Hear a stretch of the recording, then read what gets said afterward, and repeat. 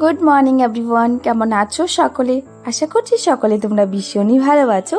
আমরাও কিন্তু খুবই ভালো আছি। এখন ঘড়িতে প্রায় বাজে 5:30। এখন থেকে তোমাদের সবাইকে সাথে নিয়ে আজকে ব্লগটা স্টার্ট করলাম।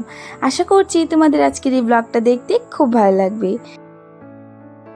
সকালে উঠেছি 5টার দিকে, 5টার 10 মিনিট আগে আর কি অ্যালার্ম দিয়ে রেখেছিলাম, কিন্তু ঘুমটা ভেঙেছি পুরো 5টায়। তো ঘুম থেকে উঠে একটু হাঁটলাম আর তারপর বাসি ঘরটা ঝাড় দিয়ে নিয়েছি। ঝাড়টা দিয়ে তারপর একটু বারান্দাতে বসলাম। আজ না সকাল সকাল খুব সুন্দর হাওয়া দিচ্ছিল, এটা দেখে ভাবলাম যে না বারান্দাতে একটু বসেই নি। তো বারান্দাতে একটু বসে রিল্যাক্স ফিল করলাম।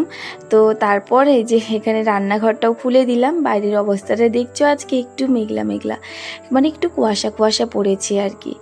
তো রান্নাঘরের দরজাটা খুলে প্রথমে তো পাখিদেরকে বিস্কিট দিয়ে দিলাম, ওরা এখন খাবে বলে, রোজ দিন এটা আমি দিই। তারপরে যে প্যাকেটের থেকে ঢুকিয়ে রাখলাম ডিব্বাতে। আর আজকে আমি ঘুম থেকে উঠে দেখি প্রথমবার একটু হালকা হালকা কুয়াশা পড়েছে।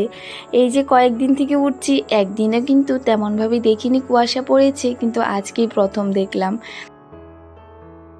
তো দেখো রান্নাঘরে এসেই কিন্তু আমি স্যাল্ফটা ভালো করে মুছে নিচ্ছি, কারণ সম্পূর্ণ জায়গাটাই মুছে নেব। কারণ রান্নাবান্না হবে একটু পরেই, তো ভালো করে না মুছলেও ভালো লাগবে না। সারা রাত্র তো এমনিই থাকে, সেই কারণে সকালে ঘুম থেকে উঠে আমরা সমস্তটা মুছে তারপর আর কি কাজবাজ করি, মানে রান্নাবান্না শুরু করি। আর গ্যাসটা তো রাত্রেই মোছা থাকে, তেমনভাবে মুছতে হয় না, হালকা একটু জল মানে কাপড় ভিজিয়ে মুছলেই হয়ে যায়।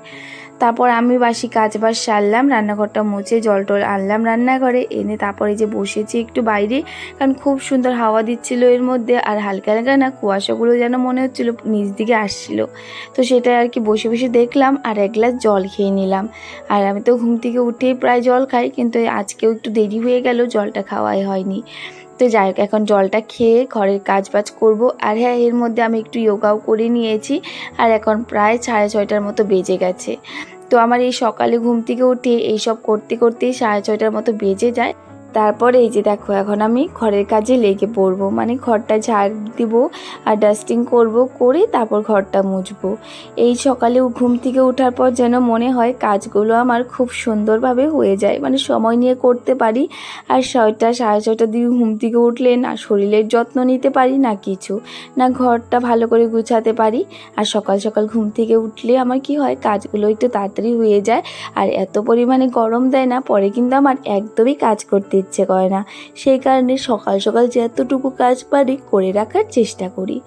তো দেখো এখানে আমি এই যে ঘরের আমার না এই যে গণেশ ঠাকুরের যে ফটোটা আছে, সেই নিচে না অনেকটাই নোংরা হয়ে গেছিলো, সেটা প্রথমে মুছলাম আর সাইডগুলো দিয়েও ভালো করে মুছে দিলাম। আর এখন জানালাটাও পরিষ্কার করে নেব। যারা হাউস ওয়াইফ তারা হয়তো জানো এইসব কাজ যে কত ধৈর্য নিয়ে করতে হয়।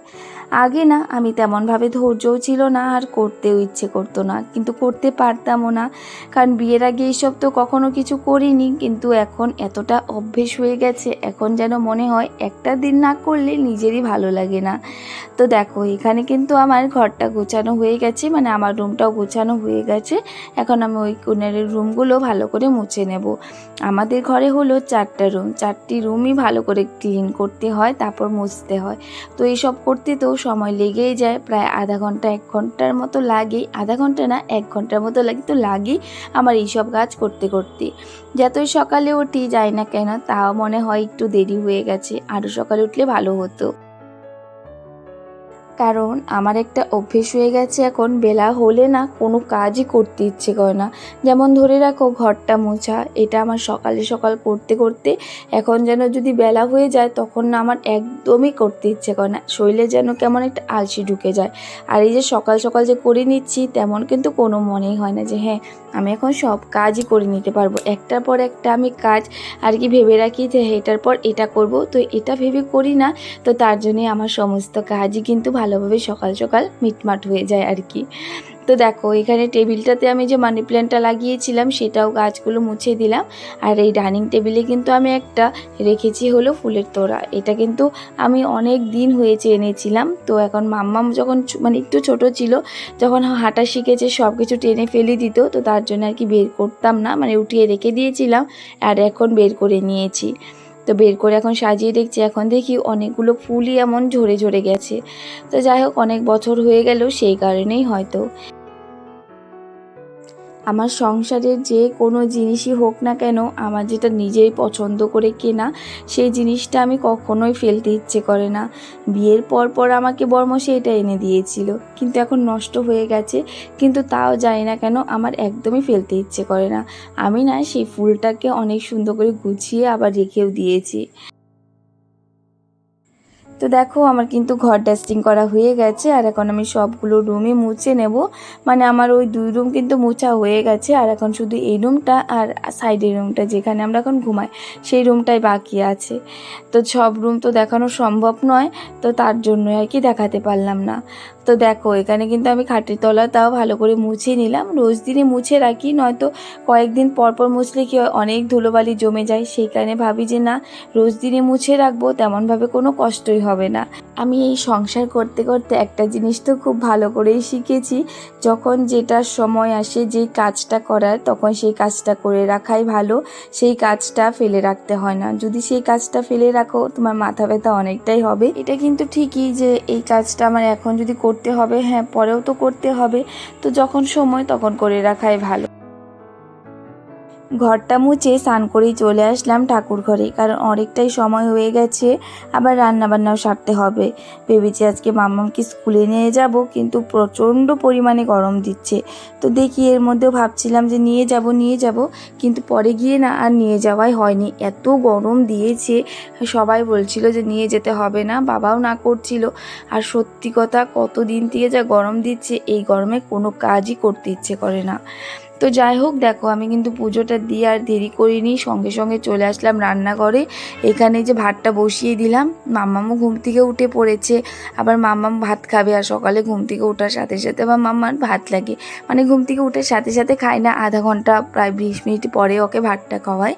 তো এই যে দেখো এখানে ভাতটা বসিয়ে দিলাম, সেদ্ধ ভাত বানাচ্ছি মাম্মার জন্য আর মার জন্য। আর আমার কালকে ভাত ছিল অল্প, সেটাতে জল দিয়ে রেখেছিল মা, আমি আবার সেটা খাবো। তো ভাতটা বসিয়ে দিয়ে এখানে মার জন্য চা বসিয়ে দিলাম, আর এখানে বাবার জন্য ওটস বানাবো, ওটসটাও ঢেলে নিলাম। তো দেখো এখানে কিন্তু মানে চা পাতি চিনি টিনি সব দিয়ে দিয়েছিলাম। তো এখন মার চাটা দিয়ে তারপর বাবার ওটসটা বসিয়ে দেবো। আর এর মধ্যে ভাতটাও হয়ে গেছিলো, তারপর কারকল ভাজতে হবে, কারকল বানাবো, আর ভেবেছি বড়া করব। তো আমার না কয়েকদিন থেকে বেগুন খেতে বেশ ভালোই লাগছে, তো ভেবেছিলাম বেগুন ভাজা করব, তারপর ভাবলাম যে না বেগুন ভাজা করি না, বেগুনের বড়া করি। তো এখানে দেখো বেসন দিয়ে বড়া করে নিচ্ছিলাম। সকালে খাওয়াটা খেয়ে একটু বসেছিলাম, তারপর মা বলল আজকে আমি রান্না করব, তুমি না কয়েকটা ঠাকুরের কাপড় বানিয়ে দাও। আমাদের ঘরে তো মেশিন নেই, কিন্তু মেশিনটা চালাতে পারি আমি, কারণ আমার বাপের বাড়িতে মেশিন ছিল, একটু একটু কখনো চালাতাম আর কি ওখানে। তো এখানে এসে কতদিন থেকে ভাবছি একটা মেশিন কিনবো, কিন্তু সেভাবে আর কিনা হচ্ছে না, মানে হয়ে উঠছে না আর কি।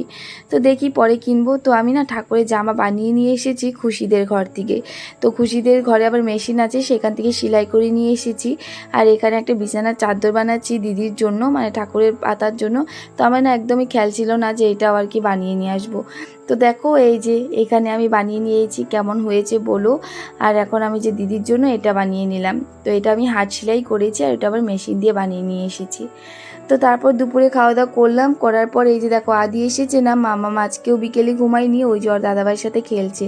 যা প্রচণ্ড গরম দিচ্ছে, মামাম তো একদমই ড্রেস পরতে চাচ্ছে না। যাই হোক এভাবেই কিন্তু আজকের এই দিনটা কেটে গেল। তোমাদের আজকের এই ব্লগটা কেমন লেগেছে কমেন্ট করে বলো। আজকের জন্য টাটা, রাধে রাধে।